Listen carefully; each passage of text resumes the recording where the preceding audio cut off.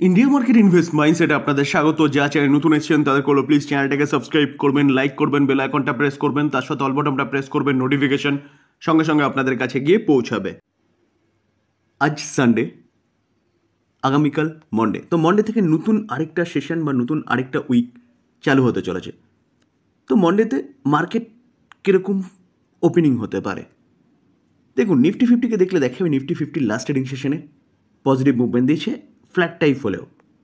যেখানে world market থেকে একের পর এক ভালো নিউজ আসছিল, যার জন্য লাস্ট এক মাসে দেখলে দেখা যাবে নিফটি কিন্তু ভালো মুভমেন্টও দেখানো শুরু করেছে। যেখানে আমাদের মার্কেটের যা ফল্ট ছিল সেই ফল্টগুলো কিন্তু আস্তে আস্তে রিকভারি হয়ে গেছে। লিকুইডিটির অভাব ছিল, আরবিআই গভর্নমেন্ট মার্কেটে লিকুইডিটি বুস্ট আপ করেছে। প্রবলেম কোথায় হচ্ছিল? প্রবলেম হচ্ছিল ডোনাল্ড ট্রাম্পের ট্যারিফ। তো ট্যারিফ থেকে পজিটিভ নিউজ হালকা হালকা পাওয়া যাচ্ছিল, যার জন্য মার্কেট কিন্তু খুব ভালো এক মাসে দেখলে দেখা যাবে 6.5% মতন একটা ভালো মুভমেন্ট দেখিয়েছে। কিন্তু একটা প্রবলেম ক্রিয়েট হয়েছে, যদিও বা আমার মনে হয় সেই প্রবলেমটা হয়তো আমাদের মার্কেটকে তেমন কোনো ইম্প্যাক্ট ফেলতে পারবে না, হয়তো কিছুটা কনসিডারেট করতে পারে।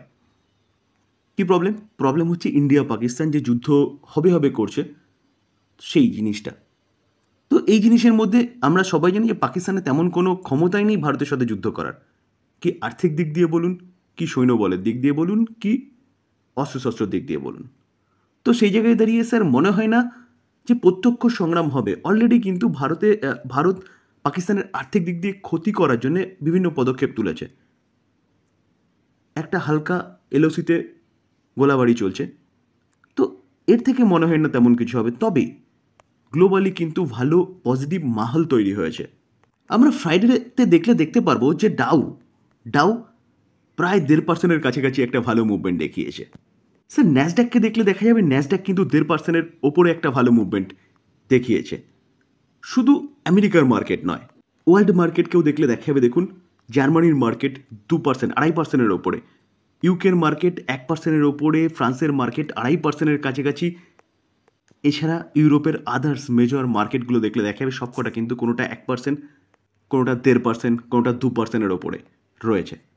তো কী এমন হলো যেখানে সারা ওয়ার্ল্ড সেলিব্রেট করছে? দেখুন ডোনাল্ড ট্রাম্প 90 ডেজের জন্যে ট্যারিফকে পজ করেছে, বিভিন্ন ট্যারিফ থেকে ইউটার্ন নিচ্ছে। তো প্রবলেমটা কোথায় ছিল? প্রবলেম ছিল ইউএস এবং চায়নার মধ্যে যে ট্যারিফ অনেক দূর পর্যন্ত চলে গেছে, সেই ট্যারিফের শিথিলতা। তো সেটা নিয়ে কিন্তু পজিটিভ মুভমেন্ট দেখিয়েছে দুটো দেশই, কারণ অর্থনৈতিক দিকে কিন্তু দুটো দেশই ক্ষতিগ্রস্ত হচ্ছিল। তো যখনই এই নিউজটা এসছে যে চায়নাও চাইছে এখন কি করতে, কথাবার্তা বলতে ইউএসের সঙ্গে, তখন থেকেই কিন্তু মাহল পুরো চেঞ্জ হয়ে গেছে। ইউরোপের মার্কেট বলুন কি ইউএসের মার্কেট বলুন, তো সেই জায়গায় দাঁড়িয়ে পজিটিভ মাহল রয়েছে ওয়ার্ল্ডে। ইন্ডিয়ার ভেতরে যা প্রবলেম ছিল সেটা শর্ট আউট হয়ে গেছে, শুধু প্রবলেমটা হচ্ছে এখন ইন্ডিয়া পাকিস্তান যুদ্ধ। তো এই জায়গায় দাঁড়িয়ে যেটা ফার্স্টেই বললাম, মনে হয় না সেই যুদ্ধ আমাদের মধ্যে কোনো একটা ব্যাপক বড় ইম্প্যাক্ট ফেলবে। কারণ আমরা পাকিস্তানের মার্কেটকে দেখতে পারবো যে পাকিস্তানের মার্কেট খুব বাজেভাবে পড়ছে, কারণ অর্থনৈতিক দিক দিয়ে মার পড়ছে পাকিস্তানের ওপরে। কারণ পাকিস্তানের আর্থিক অবস্থাকে পঙ্গু করার জন্য কিন্তু ভারত সরকার যথেষ্ট পদক্ষেপ নিয়েছে, যার জন্যে তাদের ইকোনমি কোলাপস করছে।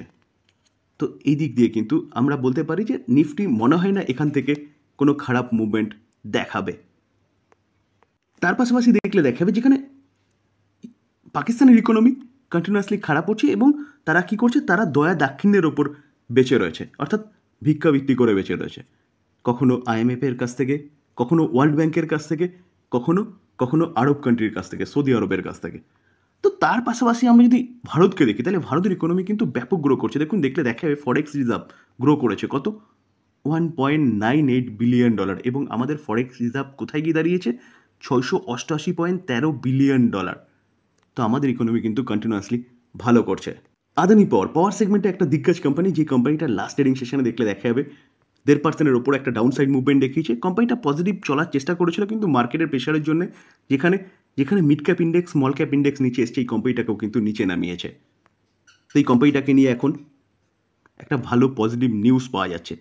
তো চলুন দেখে নিই নিউজটা কি পাওয়া যাচ্ছে, যেখানে এই কোম্পানিটার বিজনেস কিন্তু বলতে পারেন অনেক পরিবর্তন হতে চলেছে। দেখুন আদানি পাওয়ার সেগমেন্টে কাজ করে এবং কোম্পানিটা রিনিউয়েবল সেগমেন্টে ব্যাপক কাজ করছে এগ্রেসিভলি।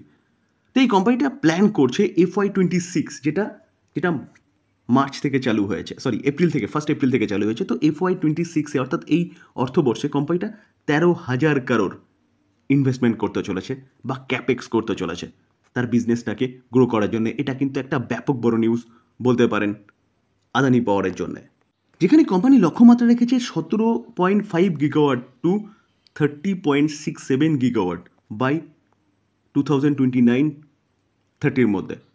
তো এই জায়গায় দাঁড়িয়ে দেখলে দেখে FY25 8,000 কারোর ক্যাপেক্স করেছিল, সেই ক্যাপেক্স কিন্তু বাড়িয়ে এই বছর কত করতে চলেছে 13,000 কারোর, যেটা 60% তারা ক্যাপেক্স বাড়াচ্ছে। তো এটা অবভিয়াসলি আদানি পাওয়ার এর জন্য কিন্তু একটা ব্যাপক বড় নিউজ, যেখানে আদানি পাওয়ারের বিজনেস বাড়তে চলেছে।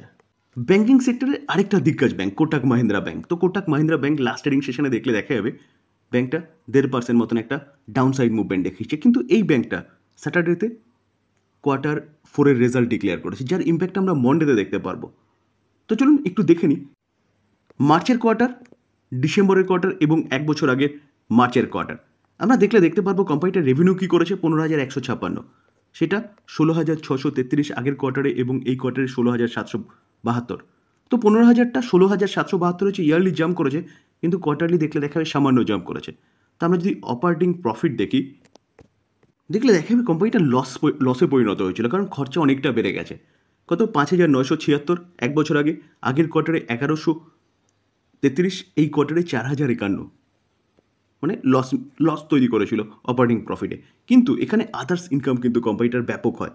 তো আদার্স ইনকাম দেখলে দেখাবে, দেখুন আদার্স ইনকাম 12,751 1 বছর আগে, 7,313 এই কোয়ার্টারে 10,402। তো এই আদার্স ইনকাম করার জন্য কোম্পানির নেট প্রফিট ট্যাক্স ও অ্যাডজাস্টমেন্টের পরে দেখলে দেখা যাবে যে ব্যাংকটা 1 বছর আগে 5,337, আগের কোয়ার্টারে 4,701, এই কোয়ার্টারে 4,933। তো কোয়ার্টারলি জাম্প করলেও ইয়ারলি কিন্তু ব্যাংকটার মধ্যে একটা গিরাবার দেখা গেছে, যেটা 5,337 থেকে 4,933 হয়েছে। আমরা যদি ব্যাংকটার এনপিএ দেখলে দেখা যাবে, দেখুন 1.38 1 বছর আগে, আগের কোয়ার্টারে 1.51, এই কোয়ার্টারে 1.45, যেখানে ইয়ারলি এনপিএ জাম্প করেছে, কোয়ার্টারলি কিন্তু সামান্য এনপিএ পড়েছে। তো বলতে পারেন রেজাল্ট কিন্তু ব্যাপক একটা সুপার হিট হয়েছে, এরকম ব্যাপার নয় এই ব্যাংকটার। তো এখন দেখার বিষয় যে মার্কেট কীভাবে নেয় এই রেজাল্টটাকে, যেখানে আমরা মন্ডেতে মার্কেট ওপেন হলে কিন্তু বুঝতে পারবো যে রেজাল্টটা কীরকম হয়েছে। তবে দেখলে দেখা যাবে যে মার্চের কোয়ার্টারে এস্টিমেটকে বিট করেছে 39.99%, মানে মার্কেট এক্সপেক্ট করছিল এর থেকে আরও খারাপ রেজাল্ট হতে পারে। তো এক্সপেকটেশনটাকে বিট করেছে প্রায় 40% হারে বলতে পারেন, যেখানে ইপিএসকে এক্সপেকটেশন কত ছিল 17.72, সেখানে ইপিএস এসছে 24.81। এভিনিউ সুপারমার্ট বা ডিমার্ট দেখলে দেখা যাবে, দেখুন লাস্ট ট্রেডিং সেশনে 3.5% মতন একটা ডাউনসাইড মুভমেন্ট দেখিয়েছে। তো এই কোম্পানিটারও রেজাল্ট ডিক্লেয়ার হয়েছিল। তো চলুন রেজাল্টটা একটু দেখে নিই, যেখানে তার ইম্প্যাক্ট কিন্তু আমরা মন্ডেতে দেখতে পারবো যে রেজাল্টের ভিত্তিতে কোম্পানিটা কী করছে, এখান থেকে আরও নিচে নামছে নাকি আরও ভালো করতে পারে। দেখুন এই আর্টিকেল দেখলে দেখা যাবে demat Q4 result net profit 2% মতন পড়েছে, কত 551 কারোর ইয়ার অন ইয়ার বেসিস। অতএব বলতে পারেন যে এই কোম্পানিটার কিন্তু রেজাল্ট অতটা ভালো করেনি। আমরা যদি রেভিনিউ দেখলে দেখা যাবে রেভিনিউতে কিন্তু যথেষ্ট ভালো জাম্প ছিল ইয়ার অন ইয়ার বেসিস, 12,727টা 14,872 হয়েছে। তো রেভিনিউ জাম্প করেছে, কিন্তু খরচা অনেক হওয়ার জন্য কিন্তু প্রফিটটা পড়েছে। Q4 যদি আমরা প্রফিট দেখলে দেখা যাবে 563, সেটা 551 হয়েছে। তো অনেকটাই কিন্তু ডাউনফল হয়েছে বলতে পারেন। কোম্পানিটা বিজনেস ভালো করছে, কিন্তু কোম্পানিটার প্রবলেম কোথায়, কি প্রবলেম হচ্ছে এইটাই যে কোম্পানিটা যুগের সাথে তাল মিলিয়ে চলতে পারছে না, যেখানে ই কমার্সের যুগ, এখন অনলাইন কাজ করছে তাদের কম্পিটিটাররা।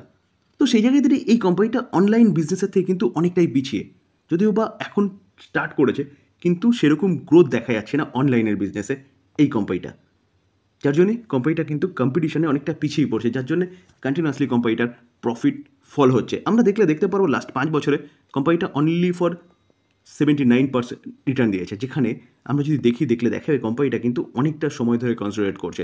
টাইম পিরিয়ড যদি দেখি তাহলে দেখলে দেখা যাবে, দেখুন কোম্পানিটা 4 নভেম্বর 2021 থেকে 2রা মে 2025 পর্যন্ত, 2021 থেকে 25 পর্যন্ত প্রায় 4 বছর হতে চলেছে নভেম্বর আসলে। তো এই সময় ধরে কোম্পানিটা কনসোলিডেট করছে, ইভেন নেগেটিভ রিটার্ন দিয়েছে কত 15%। যেখানে কোম্পানিটার বিজনেসের গ্রোথ কিন্তু অনেকটা কমে গেছে, যেহেতু কোম্পানিটা অনলাইনের বিজনেসে অনেকটা পিছিয়ে আছে। স্যার ডিসক্লেমার দিয়ে রাখি, এই ভিডিওতে যেসব কোম্পানিগুলো নিয়ে আলোচনা করলাম সেসব কোম্পানিগুলো সম্বন্ধে নিউজ পাওয়া যাচ্ছে, তার জন্য আলোচনা করলাম। টোটালটাই লার্নিং পারপাস। বাই করবেন, নিজে ভালো মতন অ্যানালাইসিস করবেন, নিজের রিস্ক বুঝবেন, বা আপনি আপনার ফাইন্যান্সিয়াল অ্যাডভাইজারের সাথে কথা বলে নিয়ে তারপর বাই করার কথা চিন্তা ভাবনা করবেন। আমি জাস্ট ইনফরমেশন যেটা পাওয়া যাচ্ছে সেটা আপনাদের সামনে তুলে ধরার চেষ্টা করলাম, যেহেতু যদি আমাদের মানে আমরা ইনভেস্টার, তো আমাদের পোর্টফোলিওতে যেসব কোম্পানিগুলো আছে সেসব কোম্পানিগুলো সম্বন্ধে কী নিউজ পাওয়া যাচ্ছে সেগুলো সম্বন্ধে কিন্তু আমাদের আপডেট অবশ্যই থাকা দরকার। তার জন্য এই আলোচনা। তো এটাকে কী বাই রেকমেন্ডেশন হিসেবে নেবেন না। থ্যাংক ইউ, ভালো থাকবেন।